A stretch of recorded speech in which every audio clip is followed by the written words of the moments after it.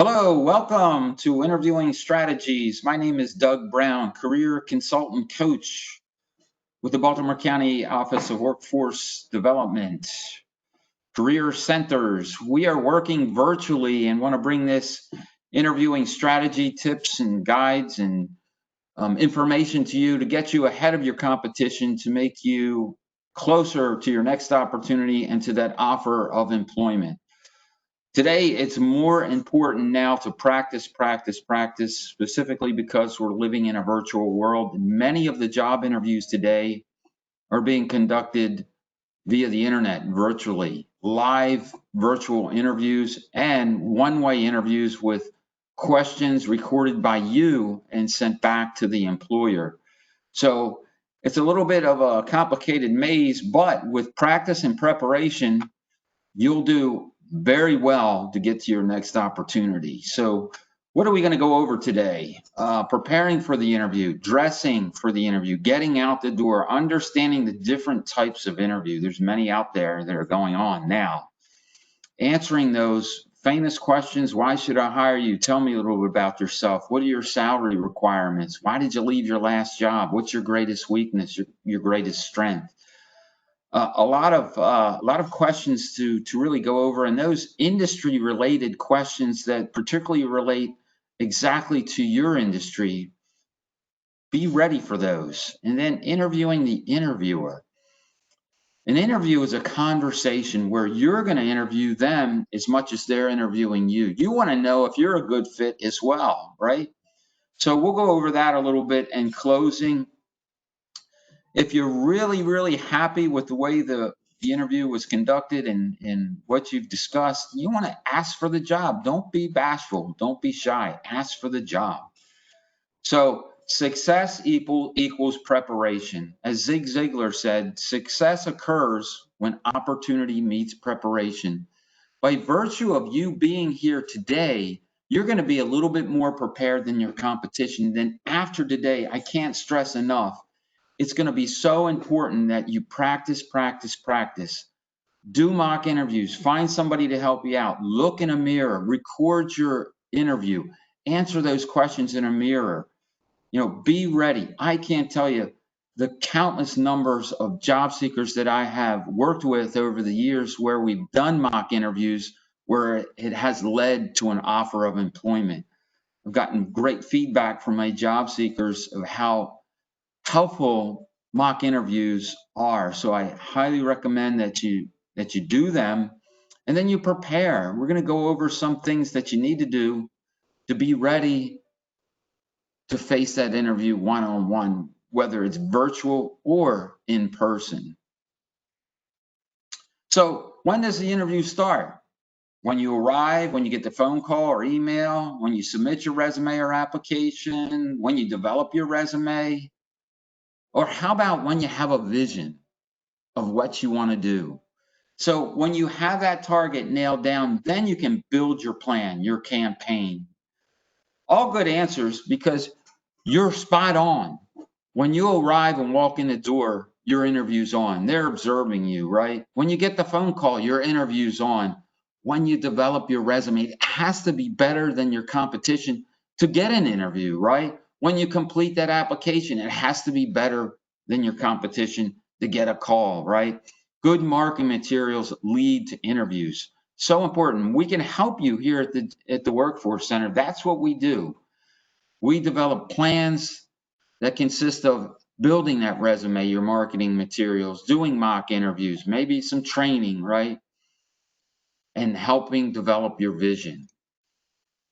So how do you prepare? Just how do you go about it? So one of the first obvious things is conduct company research, industry research, and know a little bit about the company, know a little bit about the employer so you can talk intelligently. Remember, it's a conversation.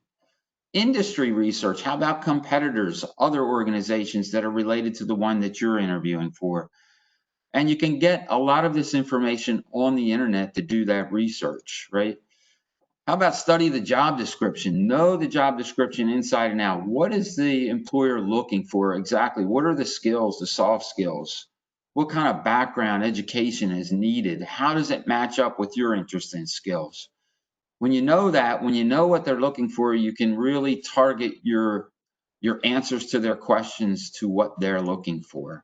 So you need to practice those commonly asked interview questions. Why should I hire you? Tell me a little bit about yourself. Develop that 30-second elevator speech. Why should I hire you?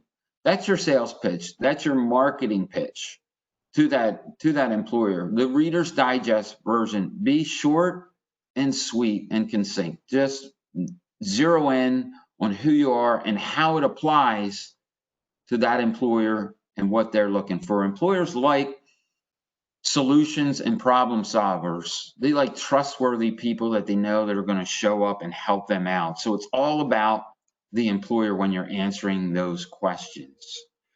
So dressing, nonverbal behavior, all is part of the process. You know, they're looking at you when you're dressed professionally, when you can answer questions professionally. It comes across as a powerful, positive image in that employer's mind. So your appearance plays a supporting role in the entire process. Even if it's virtual, they're going to see from like your chest up. You still have to be dressed professionally, right? Look good, feel good, do good, talk good, right? So it also builds self-confidence when you're dressed professionally. I think it really helps for the job seeker when they dress professionally. So some examples of what not to do, right? Down on the bottom of your screen here, this guy just looks like he rolled out of bed. You definitely don't want to show up virtually or in person for an interview looking like that. Too much makeup, too much jewelry. You don't need to go overboard. It's really not necessary in an interview. So appropriate dress is really, really, really important. You want to convey a positive image. I mean, remember, you're representing yourself, your employment services, your brand to the employer. So some things not to do, right? You don't want to go way too casual. So here are some things to do. Neutral colors such as blues, blacks, grays, charcoal, white, a tie. Some cases a tie might not be necessary. It could even be an inexpensive blouse or skirt. Neutral colors. Marketing studies suggest, for example, blue gives off an image of trustworthy, calm, cool, serene. So that might be the image you want to portray. You know, a navy blue type or white also gives a very trustworthy image. So on your screen, a few samples of what to do and how to dress for success. Remember, it's your brand, you're representing yourself. So two-piece matching suit, knee-length skirt for women's, you know, well-dressed, fitted pants for men and women. I would forget the cologne and perfume. That's really not necessary. You want those neutral colors again. And, you know, things like cat hair and lint, you know, the obvious things. No wrinkles. If you can have pressed clothes, it looks impressive and you're going to form a positive image in the employer's mind. So some maybes and some no's on your screen. How about if you're a construction, you're going to a construction trailer over here on this side, that might be appropriate. How about if you're a nurse, you're interviewing for a position at the same hospital, maybe a promotional type position. You can ask the hiring manager, hey, I'll be getting off my shift, I'll be coming in my scrubs, is that okay? That kind of thing. And some no's over here, you know, you definitely don't want to show up like this. That looks like, you know, you're going to the gym or something, or, you know, you just rolling around in the mud. You don't want to do that. So some maybes and definitely some no's, some images on your screen that would be appropriate for your interview. So some obvious things, you know, comb your hair, piercing and tattoos. We generally think that you should cover them up. You know, no missing buttons, lint, animal hair, fingernail, even nail polish. You don't want to go conservative there, right? Fresh breath, and definitely don't chew gum, and turn off your cell phone. You know, you don't want to have your cell phone ringing throughout the interview, even if you have to turn it off in the middle of the interview. Do that ahead of time. Okay, so getting out the door. getting out the door. So how do you prepare, right? When do you arrive? Say you had an interview for Monday morning at 9 a.m., right? So when do you arrive? You definitely want to get there no later than 8:45 in the parking lot, or if you're taking the bus to the building, right? 30 minutes is preferable. So when do you walk in the door, right? When do you walk in the door? Well, they might not be ready for you at 8:30 or 8:45 for a 9 a.m. interview. I suggest always walk in 5 to 10 minutes ahead of the time that's been appointed. You might want to keep in mind too, if you're in a high-rise building and your interview's on the 15th floor, you get to the building 8:45, it might take you 10 minutes to get upstairs, and sometimes you have to go through security, wait for the elevator and things like that. So keep that in mind. And what do you bring, right? You want to make sure you have plenty copies of your resume for each member, and then extras. How about your directions? You might want to do a dry run a couple of days or prior to the interview to make sure you know where you're going. References, you want to have several copies of references. Have a nice portfolio with you. Make it professional. Documents such as letters of recommendation, if you have any awards or samples of your work, have them in your portfolio. Have them ready to go. Have them professionally done, and have plenty of copies with extras. And most importantly, a notepad, and don't have one pen, have at least 3 pens, because the first two, will probably run out of ink, right? So have a notepad with questions already written down for the interviewer. You should have good research and good questions already written down. It looks impressive when you open a notepad with all these questions ready for the interviewer. So there's a lot of different types of interviews today. And as I mentioned, virtual interviews have really taken center stage now. A lot of companies, due to the pandemic, are now reaching out via the internet for live virtual one-on-one interviews and one-way interviews, right? Where you get those list of questions from the employer that you have to record and send back, right? So you have to start getting comfortable in front of a camera, in front of a webcam, in front of your computer, right? And you have ample opportunity to do that if you can record your answers to those questions prior, those commonly asked interview questions, to get comfortable with being recorded and in front of a camera. So one-on-one, panel, group, Skype, Zoom, those kind of things, and not too much lunch and dinner now, but it will happen in the future. Interviews may also include personal assessments, skill-based assessments, personality assessments that's either done prior, during, or after the interview. So you might want to be ready for that. So what do we do for these video interviews? How do we prepare? So a lot of preparation needed. So, you want to approach, first off, you want to approach a virtual interview just like an in-person interview. You want to arrive ahead of schedule. If the virtual interview is set up for 9 a.m., make sure everything is ready to go at least a half hour, 8:30 before the interview, right? Try a mock interview with somebody prior, right? Just like a one-on-one live interview. Practice, practice, practice. Your surroundings matter. Make sure your PC is set up maybe with a generic plain wall behind you or a virtual background, right? No cluttered desktops or walls or anything like that. You want to make sure it's organized and professional looking. And look at your camera. Your camera will actually be the person, right? That's the eye contact you want to make. Body language is still important. You can lean in and you can nod at the interview for your nonverbal language. Sit up straight and have a big smile always, right? Not an exaggerated smile, but smile. You want a positive impression, right? And make sure your area is not noisy, cluttered. You want a quiet space. If there's other people in your house, please have them settle down and be quiet during your video interview time. How about the equipment preparation, right? You want to set up your computer, make sure you have Wi-Fi that's not going to cut in and out, or maybe you can hook an Ethernet cable up for a strong internet connection. Sometimes you can use headphones with a mic if you have that. Your light source you want facing to you, not behind you to blind that camera, right? Not too bright, but you want plenty of light coming in. clear your desk, and test it out. Test it out ahead of time.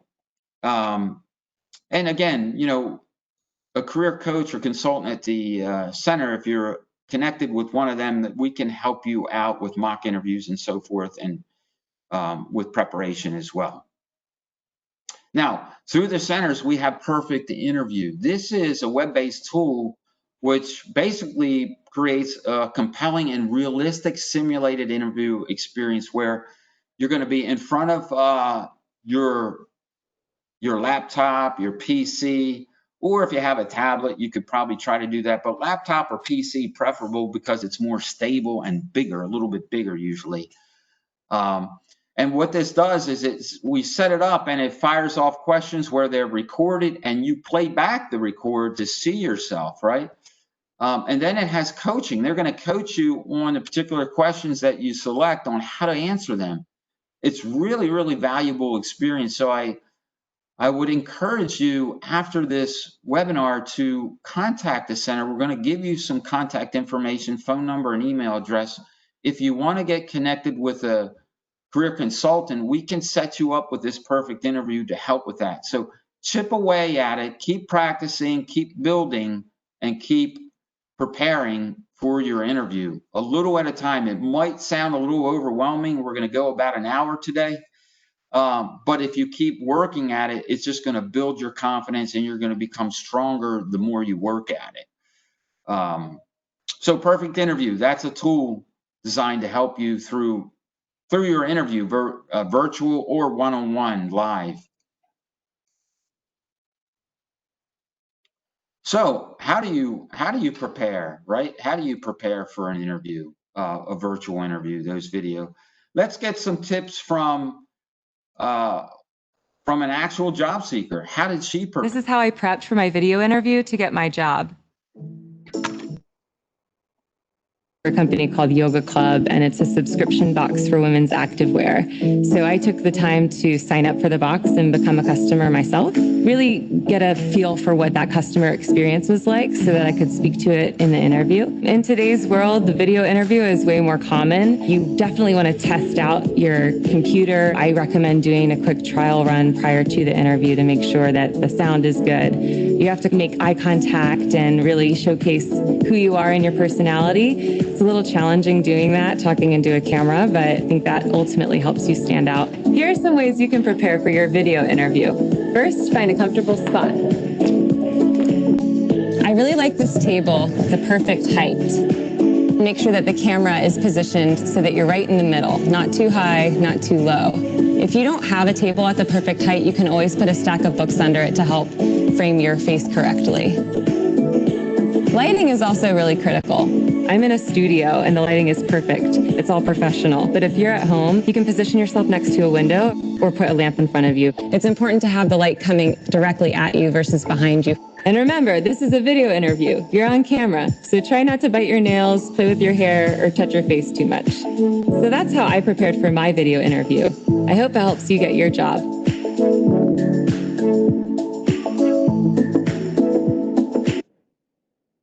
Awesome information. And I would add a big smile.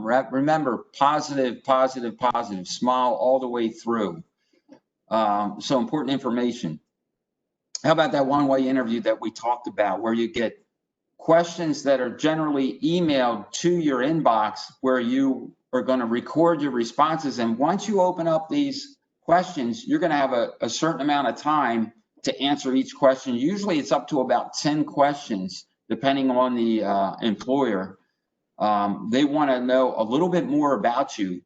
And you would have already submitted an application or a resume. So it's the next phase of the interview process. So it's a good sign that they're interested in you. And this is your time to shine. So we really need some tips on how to get through recording your answers to these questions. And Spark Hire and HireView are two of the big platforms that do just this. So what is a one-way interview and how do you approach it?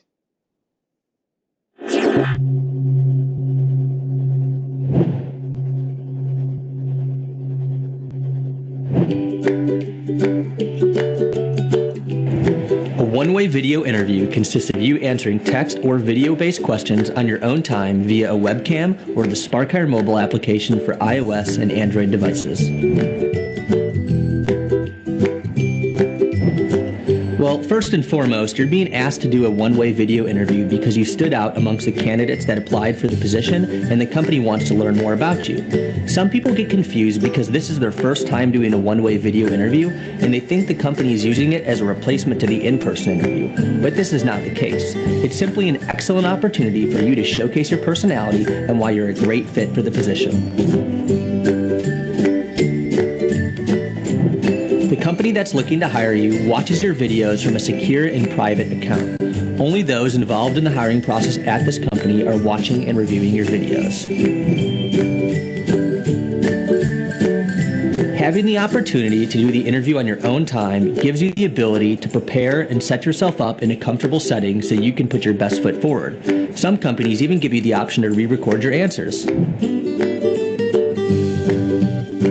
As you prepare for your one-way video interview on SparkHire, reach out to the SparkHire support team as we can help you get all set up. We have personal interview coaches standing by to make sure you experience video interviewing success. Good luck. You're going to do great. So, real important information. That's where that practice and preparation come into play, where you need to really tell your story and have your information ready to go, those commonly asked interview questions. So we can help with mock interviews and so forth for that process. So HireVue is another digital platform where they're going to send you questions and want recorded answers, right? So what exactly do they do and how does it work? HireVue. In a sea of candidates that all look the same, how do you find the ones that stand out from the crowd? Since 2005, the number of applicants for any given job has increased fourfold, making it impossible to properly screen and assess each individual.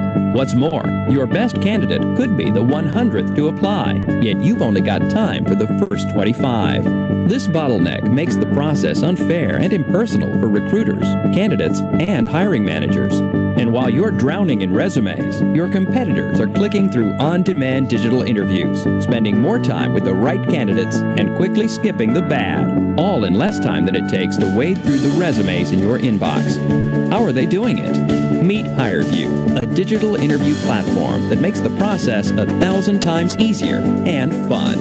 Candidates simply complete digital interviews and record responses to your questions on demand. What's so great about that? It's more convenient, consistent, and personalized, allowing candidates to stand out and tell their story. It gives you a better feel for who the person really is and if they have what it takes to fit into your organization.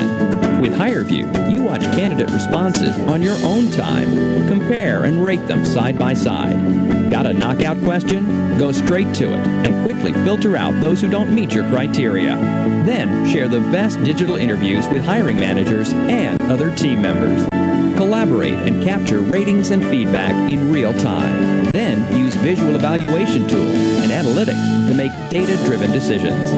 Stop wasting your time on resumes, phone tag, and bad interviews. Bring your recruiting into the 21st century with HireVue. See more candidates in less time. Make better hiring decisions and focus on the strategic part of your job. Your hiring managers will rave. Find out more about HireVue, an awesome digital interview platform for finding awesome candidates.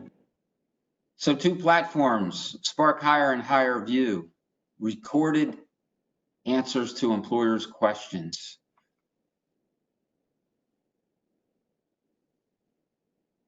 So we had some information both from SparkHire and HireVue. How about an employer's point of view on how they use HireVue and or SparkHire? A company called Edmunds has been using this for several years. So let's hear about 1 minute worth of how they Welcome to Edmunds. My name is Avi Steinlaff, and I'm the president here at the company. Here at Edmunds, our core purpose is to help consumers find the car that meets their every need. Put another way, we're empowering automotive consumers. Edmunds is a fantastic place to work and has been recognized through numerous awards, including a Best Places to Work from the Wall Street Journal and Winning Workplaces, and the LA Business Journal's 2010 top workplaces in Southern California. We're looking for smart, creative, team-oriented people who believe in our mission. The next step to joining our team is to go through the HireVue interview process. It's a webcam experience where you'll have an opportunity to answer 10 questions and shouldn't take any longer than 30 minutes. We've already had a chance to review your resume, but this process will help bring you to life. We're not looking for movie stars. We just want to have an opportunity to get to know the real you. So relax, be yourself, and have fun. Relax, be yourself. It's only a conversation. An employer's point of view using HireVue. So we mentioned that up to 10 questions, and usually you have up to about 3 minutes to answer each question. And once you start the process, you have to complete all the questions at the same time and then close it out and send it back via email. So we had some employer, the Spark Hire and HireVue point of view, and an employer's point of view. Another employer that uses HireVue is Express Scripts. So let's hear a little bit of, about 1 minute worth of information on how they look at this process. It's your time to shine. Welcome to your digital interview with Express Scripts. My name is Elise, and I'm with the Talent Acquisition team. We've already looked at your resume, and we're excited to get to know you further. This process should take about 30 minutes, but before we get started, we'd like to give you a few reminders. First, find a quiet place to complete the interview. It'll be much easier to focus without a lot of distractions. Next, feel free to use the practice questions as many times as you'd like until you're comfortable. We won't see your responses to the practice questions. Remember, once you start the actual interview, you won't be able to stop and go back. We are going to ask you a series of questions. You'll have up to 3 minutes to respond to each question. If you don't need the full 3 minutes, that's okay. Just use the time that you need. Finally, relax and have fun. We know watching yourself being recorded can be a little bit intimidating, so take a deep breath and just do your best. We want your personality to shine through. Good luck. Wow, important information. Again, relax, have fun.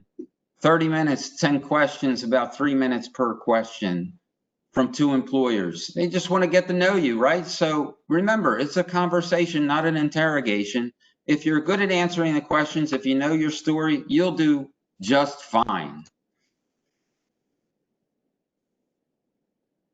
So Spark Hire, as we have been talking about, is very popular. Let's take a few minutes to get a few more tips on how to answer questions using a Spark Hire platform.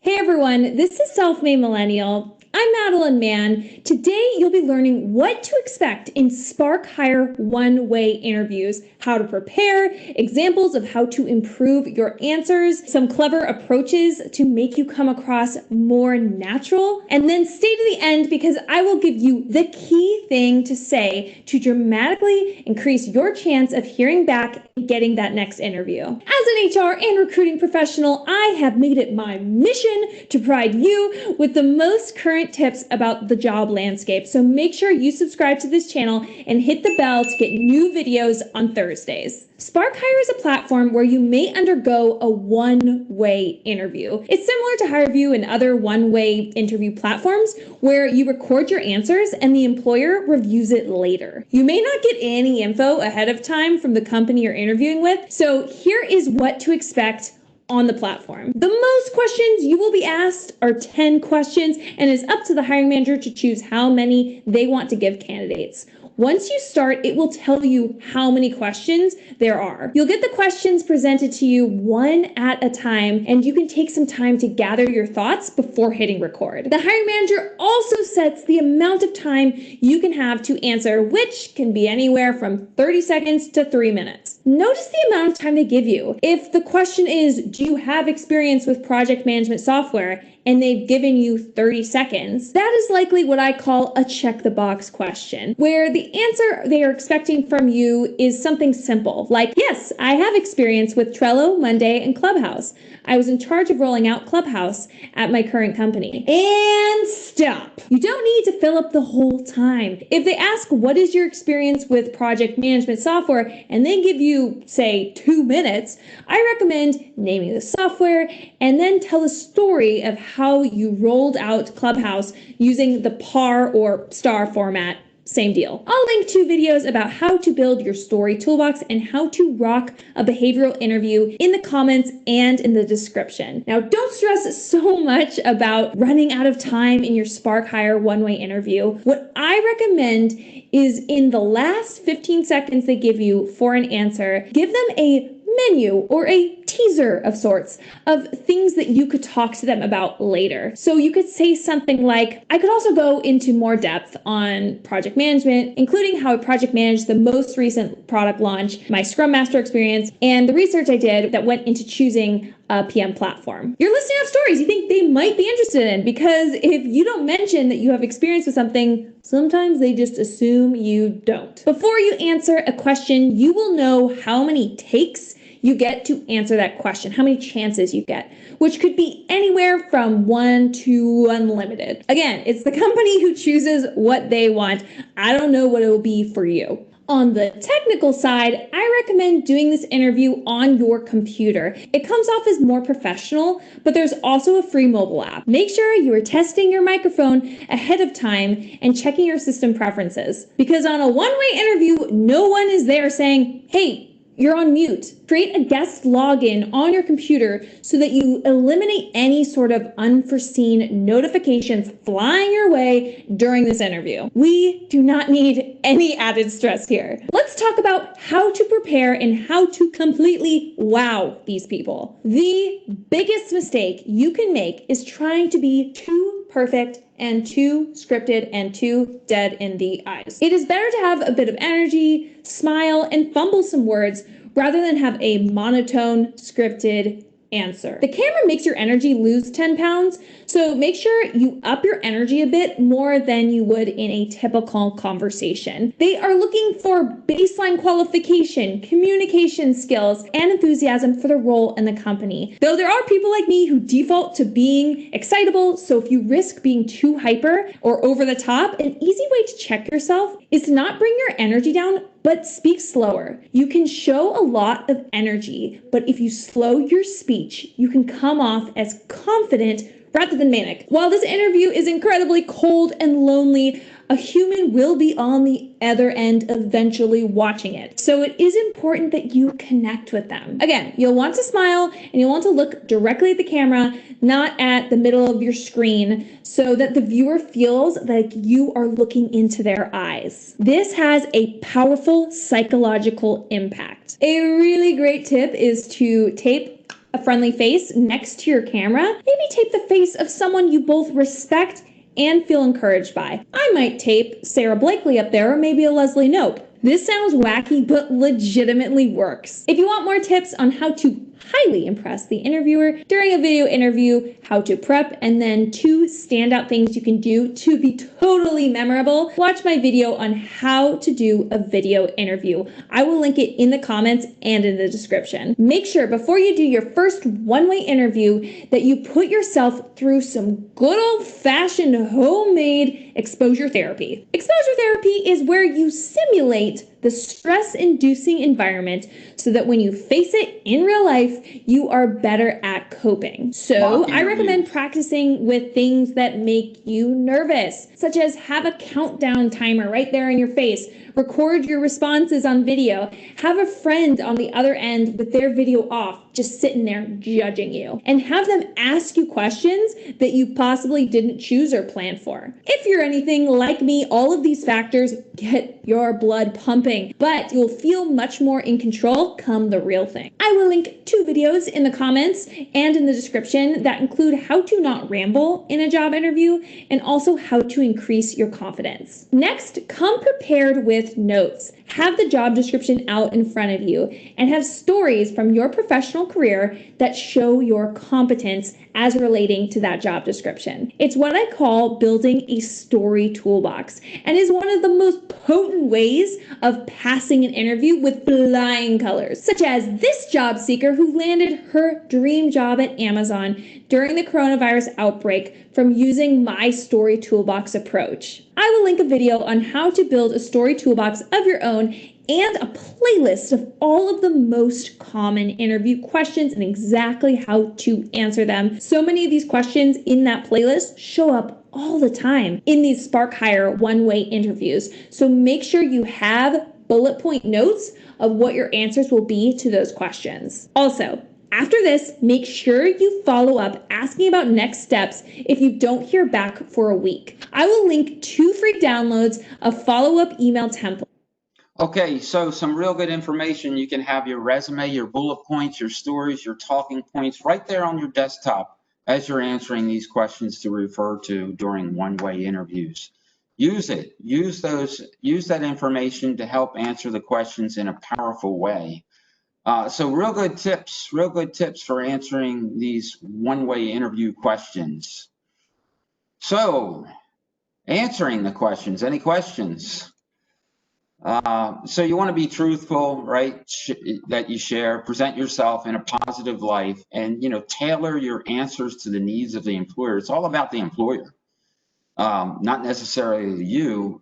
The better you help the employer, your career will, really expand. Specific examples and accomplishments, case studies. We're going to talk about the STAR method in just a few minutes. Listen, don't hesitate to take notes. You can always ask for clarification. Don't talk over the interviewer when you're answering the questions. Don't interrupt. Be respectful and professional. Interest and enthusiasm and excitement. You want to smile and be real professional at the same time. You don't have to stare, but you want some good eye contact, body language. Kind of mirror the interviewer a little bit, right? You don't want to act like them to connect with them. Attitude's real important soft skill. We're not doing too much handshaking, and make sure your cell phone is turned off. So how about some of those questions? Can you tell me a little bit about yourself? That's your 30-second elevator speech, right? Prepare it in advance, deliver it over and over and over so you can kind of do it in your sleep, right? You just want to summarize your background, your qualification, your skills, your purpose, your interest in the job, your passion. You're here because you love what you do, right? That's part of your elevator speech. Tie it into your background and how you can help the employer and their needs. Ask them what their needs are, right? You don't need to talk about a lot of personal and private information, and don't dwell on details. Reader's Digest version, short, sweet, and to the point, right? Get right to it. It's an opportunity to really sell yourself, right? So when we're talking about interviewing and questions, whether it's virtual, in person, just how do we approach it? And when we put it all together, if we can get into the mind of an employer, we can really target what we say, how we say it, when we say it, whether it's in person or virtual through the computer. So you might want to get a notepad and pen out to take some real good notes here, just about 8 or 9 minutes here. A leading dental provider, 35 years of experience interviewing staff and job seekers, make some real good comments here. So let's take a minute and listen to what he has to say. Our guest is Dr. Kevin Coughlin, owner of Bay State Dental, and we're going to be discussing the skills that healthcare professionals look for when hiring candidates and some of the takeaways for workforce professionals about how they can help candidates to prepare themselves to have the best chance of being hired for a healthcare position. Dr. Coughlin, thank you so much for joining me. Oh, you're welcome. Thank you for having me, Doug. You are a dentist, but you also, can you tell people a little bit about, you're a dentist, but you are a business owner, and can you say a little bit about your practice or practices? And I've been practicing healthcare, dentistry in particular, for 35 years. I've developed 14 full-time practices. We see about 115,000 patient visits a year. I have approximately 160 employees. And I think for any man or woman out there listening that deals in business, small, medium, or large, I would say most of us would all agree that the most difficult, time-consuming, and expensive process is selecting the right team members or employees. The process is not exactly scientific. There's an art to it. And I believe over 35 years, I've honed the skills not only to help my own organization, but other organizations. And I'm happy to share that with you today. I'm sure there are other experts out there. And in my opinion, since the vast majority of businesses in the United States are small businesses, I think I can consider myself an expert in this area, and hopefully I can give the listeners something more than dental knowledge, but real business knowledge and some of the things and traits that I've seen over the years that have helped me and my business continue to grow and improve. Sounds great. So yeah, and the reason that I wanted to have you on is because I think that the business fundamentals and the leadership fundamentals that you share are really valuable across a wide variety of industries. So perhaps you could share with us some of that, some of these. I know that these are things that you've developed about leadership. Maybe you can start and share with us some of that. The things that I look for when I'm interviewing or have other people interviewing at this point in my career is I look at how motivated that potential team member or employee is. Are they actually motivated to become part of your organization? And not only are they motivated, but what are their motivations? Is it to help build your company, or is it simply to help them pay their bills? And in my opinion, when you can find someone who is really genuinely enthusiastic about your services or products or both, that to me is a check in the column that I don't want to let this individual go. Motivation, enthusiasm. Are you interested in their organization and helping that organization? How do you articulate that in an interview? Coming prepared, dressing professionally, all the things that we've been going over. It comes across in an interview. Listen to the soft skills that this interviewer, this dental is looking for. So motivation is huge for me. And then the next, which is difficult many times to ascertain, but trust. I'm always looking for team members, employees that are part of my team that deep down, I honestly feel I can trust them. And I always say the same thing. You have to have trust, but verification. And I'm sure those of you in the hiring mode looking at potential employees know that the checks and balances are out there. Do your due diligence. Call former employers. Talk to your employees. Let these potential new team members integrate, meet, and chat with existing employees and get some feedback before you just make that very expensive decision in hiring someone and then find out in a short term that they're not the right individual.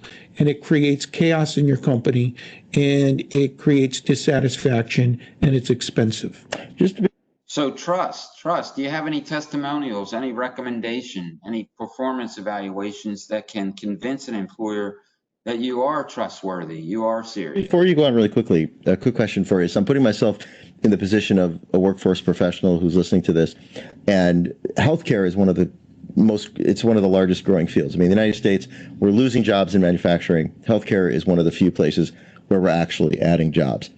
When you talk about you look for motivation, you look for trust, what can a candidate do? Is there something that a candidate does that conveys to you that they're motivated and they're trustworthy? Well, part of the interviewing process is you listen to what individuals say, but you pay attention to how they say it. So typically what I'm looking for is, why did you leave your previous job? What were the reasons?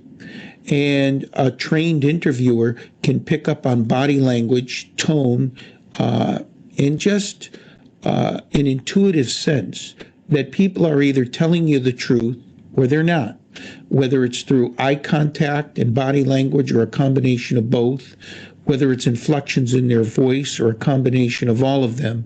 You get the sense that when someone says they left their previous job because their heart wasn't in it, usually that to me is a red flag that there was probably something deeper. Most people in today's economy cannot afford to take that chance without already having a job in their back pocket. What you say, how you say it, your tone, inflection, body language, all are extremely powerful, and this employer is looking for that. Can they trust you? Are you motivated? That's where the practice and the preparation really come into play. So it's that combination of, like I said earlier, it's a science, but it's mostly an art. And the more you interview, the more you interact with people, I think you can get a general good sense of whether this individual will be a promoter of your business or a detractor. And what you want are promoters. So yeah, let's go on to the next one.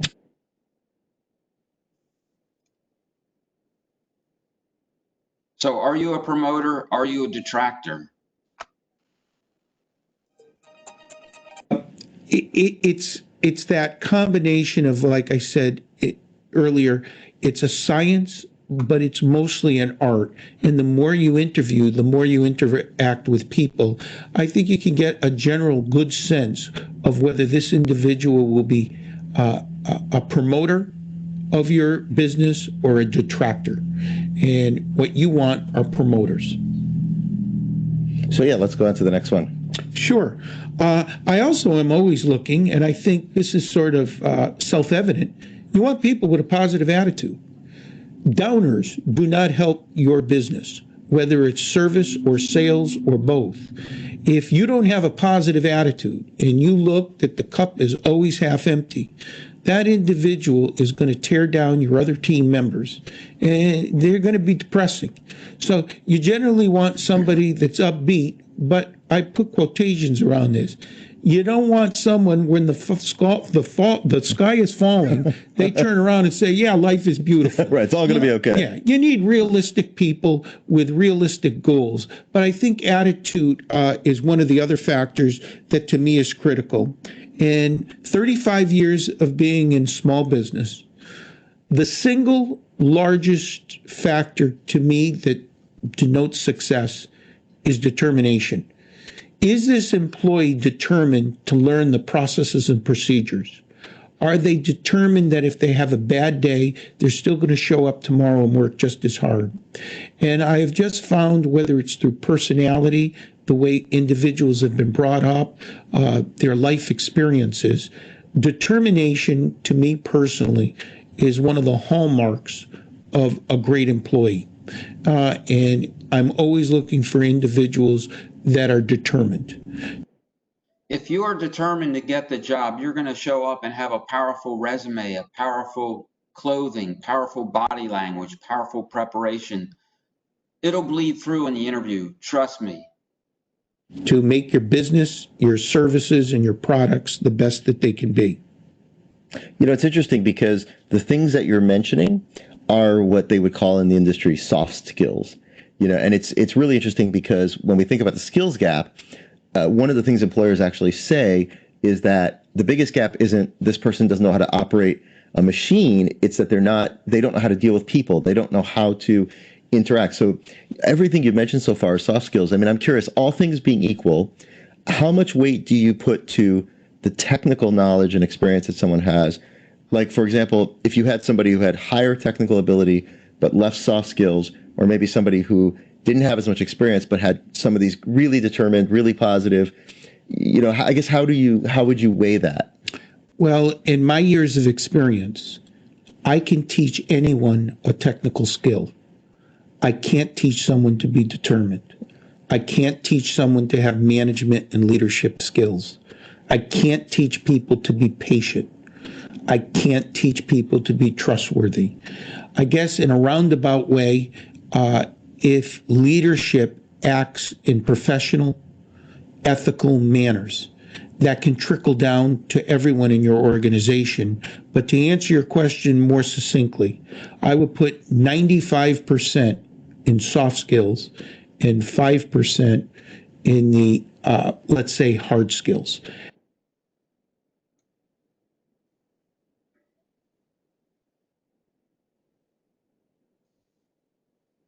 Soft skills, and it's really interesting because when we think about the skills gap, one of the things employers actually say is that the biggest gap isn't this person doesn't know how to operate a machine, it's that they don't know how to deal with people, they don't know how to interact. So everything you've mentioned so far is soft skills. I mean, I'm curious, all things being equal, how much weight do you put to the leadership skills? I can't teach people to be patient. How would you weigh that? Well, in my 95% in soft skills, 95%, and only 5% in skills. Again, getting into an employer's mindset. This particular employer wants somebody to fit. He can teach hard skills, but he can't teach soft skills. So trust, motivation, determination, eye contact, tone, inflection, all powerful in the interview process with this particular employer. And I would say probably most employers. When you can convince them that you'll fit in and you're determined, motivated, and want to move on in the industry, they're going to want to hire you. So compelling information from a leading dental provider that can help you in your preparation and determination to get to your next opportunity and that next offer of employment. So continuing on with some of the questions, why did you leave your last job? Do you have that story scripted out? Have you practiced it? Why did you leave your last job, right? Check with your HR department to verify their policy if employers, call for a reference check. Keep it simple, if the contract ended, you were laid off, or, maybe it just didn't work out, right? Select your words carefully if you're terminated, find reasons that don't reflect your performance, right? Maybe there was a merger, a new supervisor, it just wasn't working out. You don't want to throw the employer under the bus or anything like that. Keep it positive and focus on what you can do for the employer when you're answering the question, why did you leave your last job? Prepare and practice in advance, right? How about tell me about your strengths, right? Tailor your strengths to what the employer needs, right? Those soft skills. Tell them about how much you love the work and want to work and want to do the job, right? How about what is your greatest weakness, right? You're going to have to think of a weakness and you want to turn it into a positive. How about, I focus too much on an individual client when I have 30 clients, but I won't leave at 5 o'clock. I'll get to them all, even though I had one difficult client. My weakness might be a little bit better time management skills, but I'm not a clock puncher. You turn it into a positive, right? Have a case study, have a situation already ready to go when they ask you, because they want to know, how do you handle difficulties? Because, it's all about solving problems for employers. So the STAR method, case studies, right? Situation, action, result. Have those stories ready, have a case study. You can have it all written out. What was the problem? What was your action? And what was the result, right? So how do you do that in an interview? How do you do that? Take a look at this in about 5 or 6 minutes here, this situation where this gentleman used the STAR method in his interview.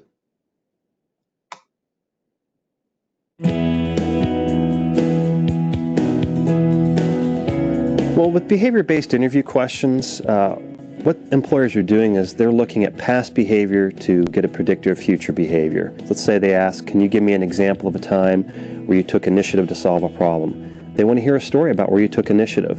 And you need to organize that using the STAR technique, where you can talk about situation, task, action, and result. What I see a lot of students tend to do is they'll tell us a great story and forget the results. That's like watching a great movie and not seeing the ending of it. Well, the STAR technique helps organize their thoughts. Behavioral interviewing is telling a story. You're telling us a story, you're setting up the situation so we understand exactly what you're doing. You know, you set the frame, you set the picture for us in our minds.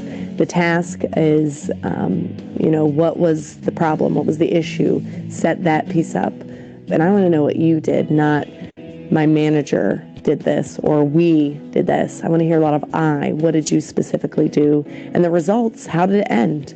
It's like telling a joke and not giving the punchline if you don't add the results in there. When they get those behavioral questions, take it back to a specific example, explain what they did, set it up, give the details, and include a lot of names, dates, times, numbers, and places. The more details you can give, it really helps the employer understand the depth and breadth of what you accomplished. Oftentimes, if a student is giving examples that say, we did this and we did that when they're talking about a committee, I will stop them and say, that's great that your committee did that, but what specifically did you do? And what I find oftentimes that they didn't do anything. You really want to kind of go through your resume, go through even go through the last couple of months of emails that you've had from student organizations, from your work, from different classes, and really get into the detailed, 1 or 2 or 3 detailed stories that you can tell, that you can actually know exactly what happened, exactly what the concept was, who was in the meeting, what the real problems were, what the detailed actions were, and not only what you did, but some of the options that you considered or the group considered before making the final decision, and then details in terms of what the result was. Well, David, can you tell me about a time where you set a goal and you thought you did everything possible to achieve that goal but still fell short? Sure. Actually, I had a similar experience to that during my internship during the summer of 2010 with UBS Investment Bank. I was working in their global healthcare group, and really one of the first type of tasks that we had was working with one of our major clients on a merger model. So we were doing a pitch for them and coming up with a hypothetical merger situation. And my task was to create the merger model and come up with the analysis so that we could show them our numbers so that it made sense. So one of my senior associates came to me and said, David, you know, this is your task. Go ahead with it. We're not going to help you out. Do your very best, and we'll come to you at the end of the day. So I literally spent the next, I would say, 12 hours of that day working on a computer on my merger model, which I thought, man, you know, I've spent 12 hours. This is going to be perfect. There's nothing wrong with this. And when I finally presented my model saying, you know, we've got accretion here, we're going to make money off of this deal, the client's going to love it, the very first thing they did once I printed it out was take a red pen and cross an X all the way through it. And they said, you did absolutely everything wrong that we were looking for. And although you spent 12 hours, we're now going to have to go and redo this. So me, you know, this is my first week as an intern, sitting there thinking, wow, I spent way more time than any full-time person would actually spend on this. And I did it all wrong. How is this possible? I'm not going to get a job at all. And now all my dreams of doing investment banking are ruined from this one engagement.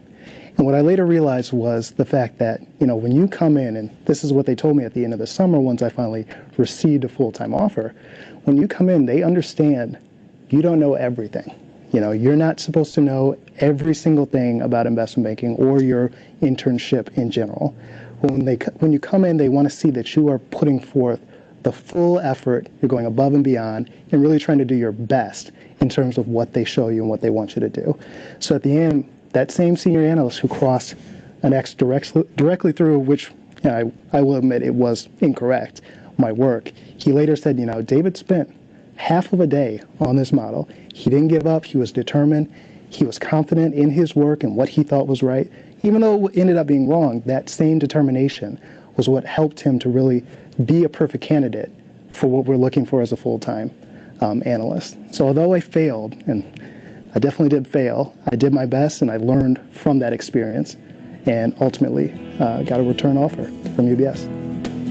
First, the candidate provides information about his project for UBS and the amount of time and work he put into the project, which helps the interviewer gain a real understanding of his efforts and the value of the task.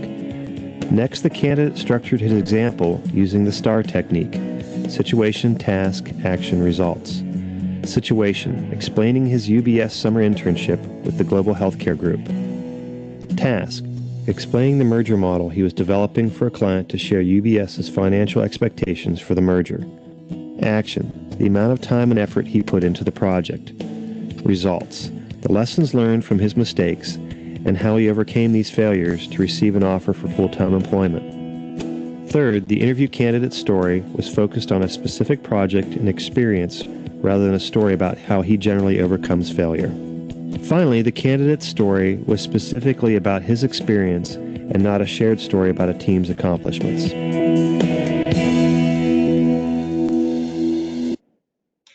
Outstanding. There you go with the soft skills again. Determination, hard work got him a job offer. Not the reason that he failed.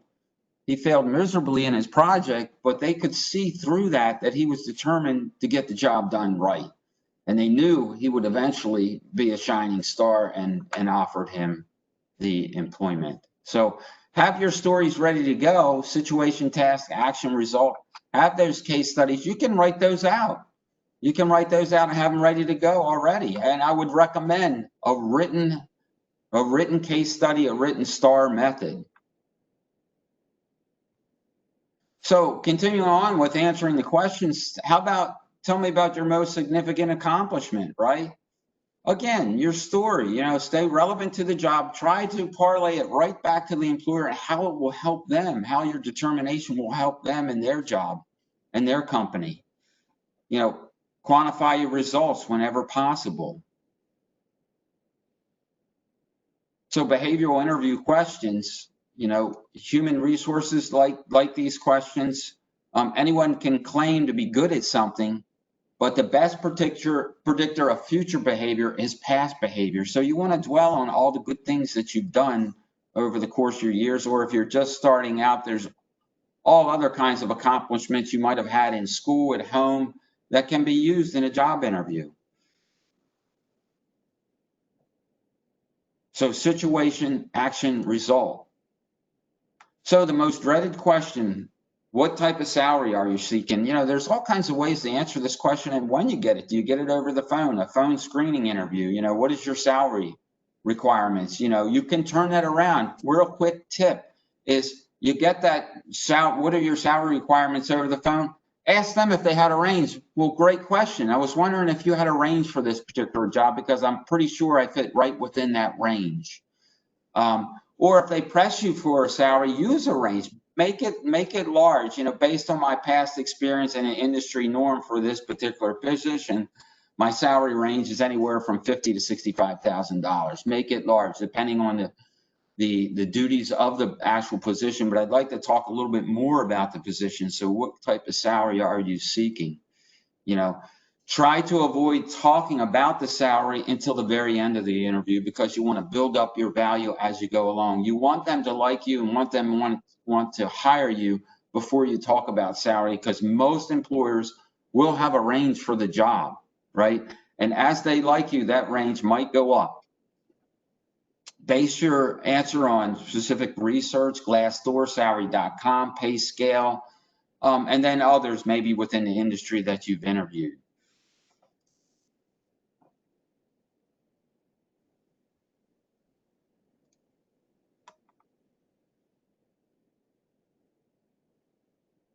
So another suggestion, when you are through the whole process, maybe you've interviewed 2 or 3 times and they make you an offer, right?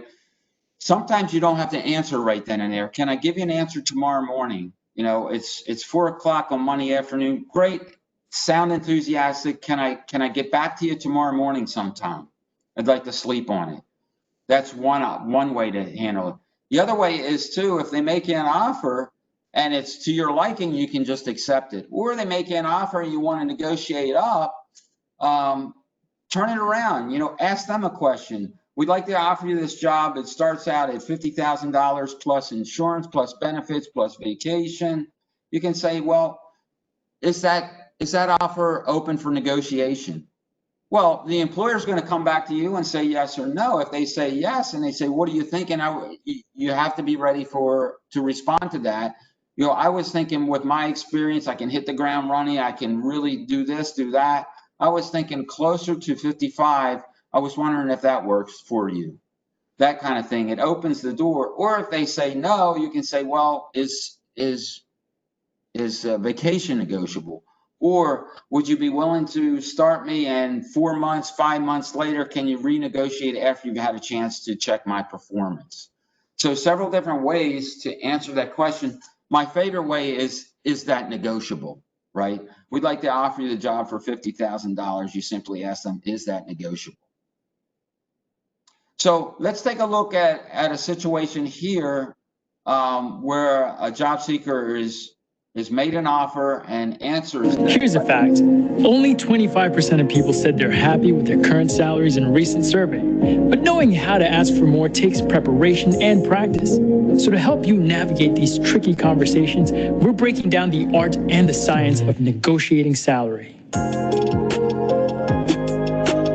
For years, athletes have used science and data analysis to improve.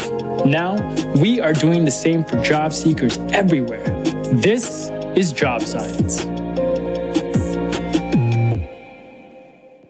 This is Sean.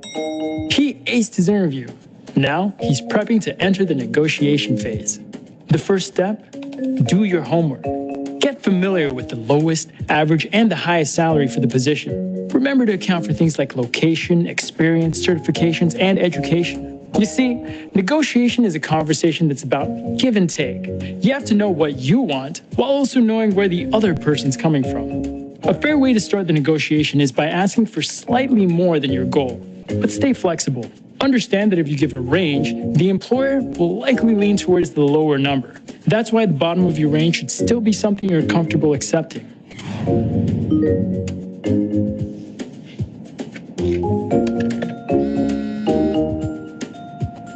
Oh, hold the phone. It's typical to let the phone ring a few times before answering. Sean picked up in 3.2 seconds. He's eager, but he also needs to stay calm for whatever the recruiter has to say. Hey, Jill. Hi, Sean. We really enjoyed meeting with you. The salary you're asking for, it's a little higher than average. What experience and skills do you feel support that? Got it. So that's what the call was for. When asked, give grounds for why you believe you're worth the salary you asked for. You can share your successes from past roles, awards you've earned, years of industry experience, things you're proud of. Go ahead, tell your story. I've been leading one of the fastest growing open source projects, and some of our contributors are developers for some of the biggest tech companies. So I've been able to see how industry leaders operate. That's impressive. I feel you'd be a great addition to our team. We're willing to meet you in the middle and offer $95,000. If an employer can't meet the salary you want outright, don't just walk away. Consider what's most meaningful to you and what else they have to offer. Is there room for higher salary, vacation time, healthcare benefits? Do they give signing bonuses? Do they offer equity? Do you care about these things more than salary? Always see what else they can put on the table. I appreciate the offer. I could take on this role for that amount, assuming the package includes a signing bonus and 2 additional weeks of vacation. I think we can make that happen. I'll send you the details. Great, thanks. I'll keep an eye out. Now that is how you negotiate. But whatever the outcome is in your situation, be grateful and show it. You never know what opportunities might come in the future. This was the breakdown of salary negotiations. Until next time. Powerful information. Be grateful, right? Be grateful and accept what, even if they don't offer you a job. I had a situation with a job seeker that went through a couple of interviews and was offered the position. She declined it. A couple of weeks later, they emailed her another employer within the industry that was looking for somebody of her type and suggested she go meet with them. So she didn't burn any bridges. She didn't accept their offer, but she might have another offer. So it acts as a networking situation too as well. So several different ways to answer the salary question. You want to keep it towards the end of the interview. If possible, use a range. Is that negotiable? And don't forget about vacation time and health insurance and benefits and things like that factor in. Sometimes benefits can add 20 to 25% on top of the salary that they're offering. So consider that as well.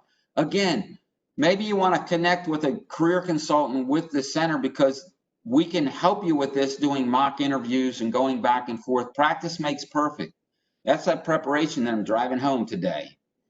So continuing on here, interviewing the interviewer, you should ask questions, have questions ready to go, show interest and engagement, come prepared with your short list. And it's okay to take notes, specific questions, open-ended questions, and so forth.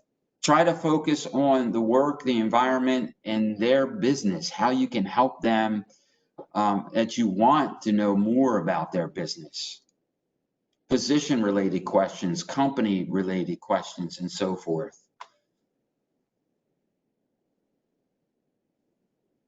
So closing and follow-up, don't forget to ask for the job through the whole interview process. If you interview a couple of times and you're a leading candidate, tell them that you'd love to have the job, right? Tell them you're most interested. Ask what the next steps of the process. If they say they're going to have, a second round of interview, tell them you're very interested. You want to get out that thank you letter within 24 hours or preferably the same day, right? The same day. You have the thank you letter ready before you interview. That way you can stick it in the mail, you can email it, or do both. You never know. Ask for a business card to get their correct spelling of their name, their contact information. Firm handshake when that is happening. And correspondence right away. Keep the process moving forward. So a few quick tips to wrap up and summarize your next interview. Hi everyone, I'm Jeff and this is my friend Mike, and together we're known as the Interview Guys. Now today we're enjoying one of our favorite pastimes, enjoying a cup of coffee and talking about job interviews. Jeff, are you sure you didn't have one cup of coffee too many? You seem a little excited.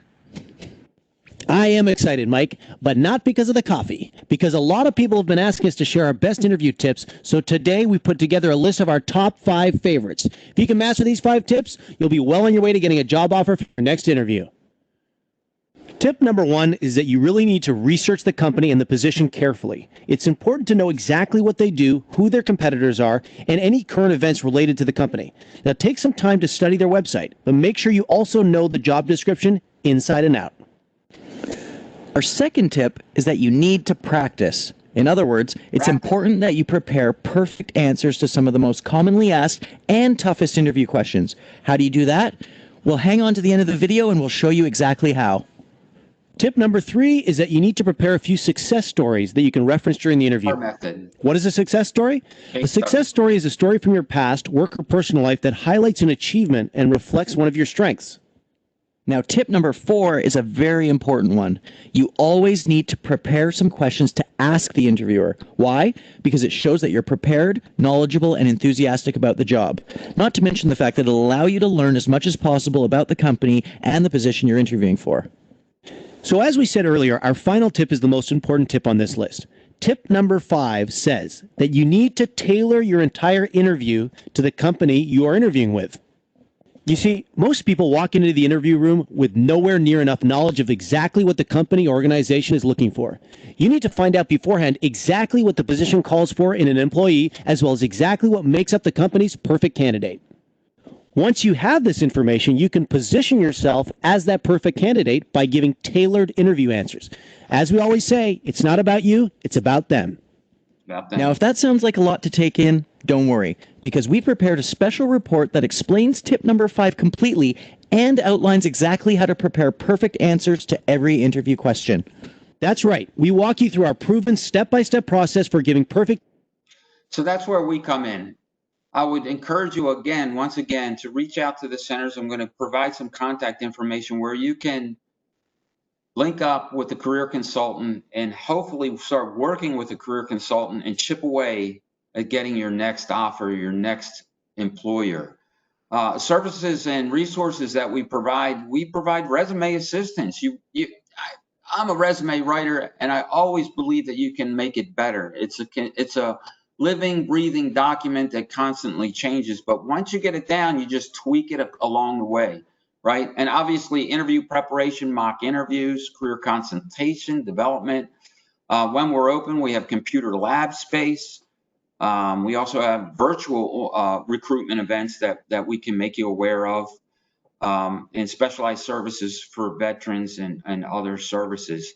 But most of all, it's getting help. Don't go it alone. Don't go it alone, because there's all kinds of coaches and plans. You know, if a builder is building a house, he has to have a vision, then he has to have a plan, and then he has to have a schedule to build the house, right? That's what we do. We develop a plan. We meet with you on a regular basis to get to your next opportunity. It really works. It really works. And nowadays, we really need the help with all the virtual and the new types of interviews that are going on. So prepare, practice, and perfect your employment campaign to get your next opportunity and your next offer. So you can do that by calling 410-887-8000 or email talentworks@baltimorecountymd.gov. Again, that's 410-887-8000 or email talentworks@baltimorecountymd.gov for career consultant services. Just let us know that you'd like to be matched up with a career consultant, and we can help you with your resume, your interview. And we have training services available. If you qualify and are eligible, we can look into that too if you need that certification and so forth. Or if you're not sure what your target is, we have career assessments, we have perfect interview. We have a lot of tools at your disposal. That's what we're here for. We're here to help. Thank you, everybody, for joining us today. You might want to take a look at this again over and over and chip away at getting your next interview and getting your next offer. Thank you, and I wish you extremely much luck and wish you well. Take care now, everybody. My name is Doug Brown.